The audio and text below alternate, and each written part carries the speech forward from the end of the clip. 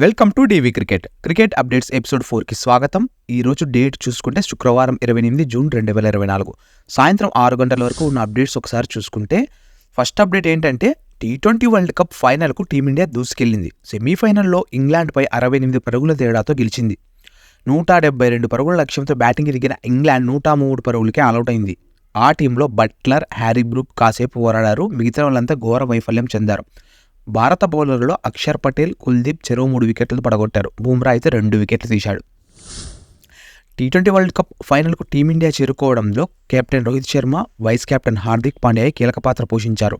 Tourney మొత్తం ఈ ఇద్దరే టీంను నడిపించారంటే నమ్ముతారా? అవును.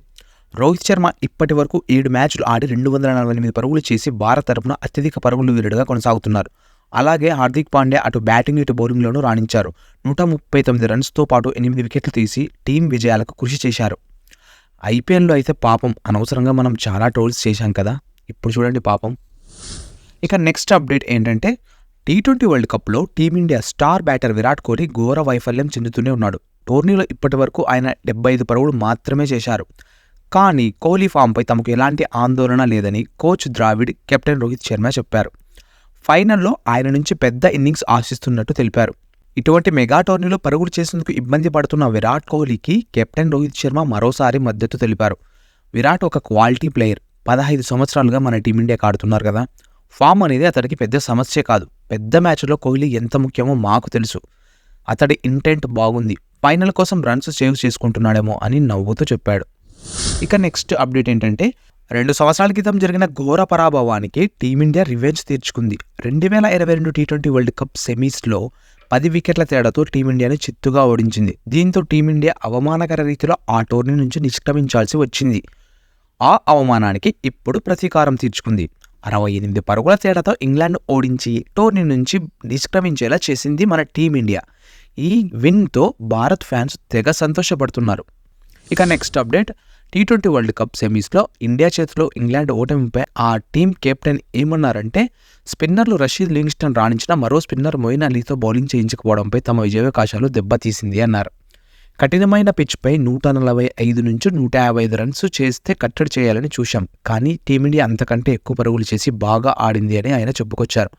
టీమిండియా అన్ని విభాగాల్లోనూ అద్భుతంగా ఆడిందని, విజయానికి వారు పక్కా అర్హులు అని బట్లర్ చెప్పుకొచ్చాడు. ఇక నెక్స్ట్ అప్డేట్ T20 వరల్డ్ కప్లో అన్ని టీమ్స్కు ఒక రూల్ ఉంటే టీమిండియాకు మాత్రమే సపరేట్ రూల్ ఉందని పాకిస్తాన్ మాజీ కెప్టెన్ ఇంజమామ్ మండిపడ్డాడు. 2వ సెమీఫైనల్ చూస్తేనే అది అర్థమవుతుంది. ఇండియా వర్సెస్ ఇంగ్లాండ్ గేమ్కు మాత్రమే రిజర్వ్ డే లేదు. పైగా టోర్నీ స్టార్టింగ్కి ముందే వారు సెమీస్ వేదికను ఫిక్స్ చేశారు. రిజర్వ్ డే లేకపోవడంతో వర్షం పడినా టీమిండియా ఫైనల్కు వెళ్లేలా చూసుకున్నారు. ప్రపంచ క్రికెట్ను BCCI శాసిస్తోంది అని ఆయన చెప్పుకొచ్చారు. నా ఉద్దేశం ఏంటంటే ఫస్ట్ వాళ్ళ టీం గురించి చూసుకుంటే బాగుంటుందని నేను అనుకుంటున్నాను. ఎందుకంటే కొత్తగా ఏర్పడిన USA టీం పైనే పాకిస్తాన్ ఓడిపోయింది. ఫస్ట్ వాళ్ళను బాగుపరిచిన తర్వాత మా వద్దకు వస్తే బాగుంటుంది. అంతే కదా, మరి మీరేమంటారో కామెంట్ చేయండి.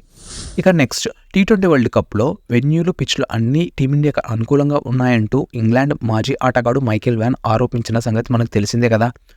ఆయనపై టీమిండియా స్పిన్నర్ హర్భజన్ సింగ్ ఏమని చెప్పారంటే టీమిండియాకు గయానా సరైన వేదికని ఎందుకు అనుకుంటున్నారు?